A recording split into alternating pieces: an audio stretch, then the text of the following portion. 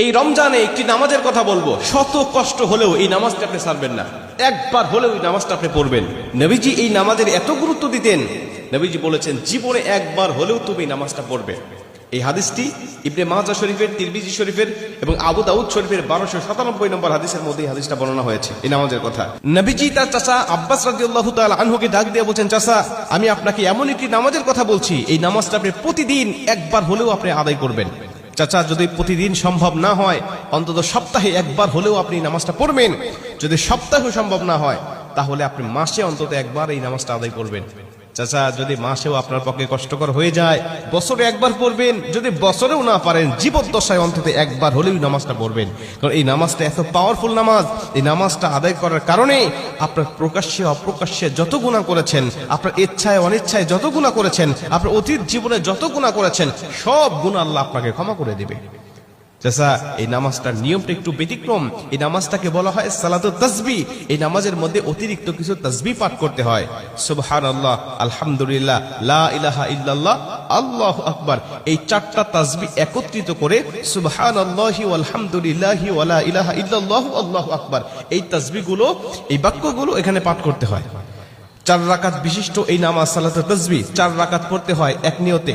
4 রাকাত নামাজে প্রতি রাকাতে 75 বার করে করে মোট 300 বার এই তাসবিহটা পাঠ করতে হয়।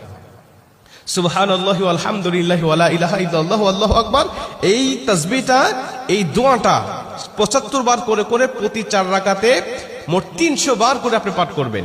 কি নিয়মে পাঠ করবেন আমি আপনাকে নিয়মটা শেখাচ্ছি। আবু দাউদ শরীফের 1297 নম্বর হাদিসের মধ্যে যে নিয়মটা এসেছে, আমি এই নিয়মটা আপনাকে শেখাচ্ছি।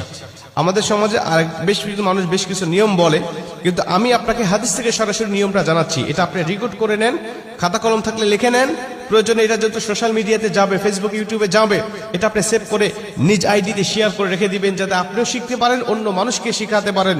আপনার শেখানোর কারণে কেউ যদি নামাজটা আদায় করতে পারে, ও যে সওয়াবটা অর্জন করবে, সওয়াবের একটা অংশ আল্লাহ আপনার আমলনামায়ও দান করবে।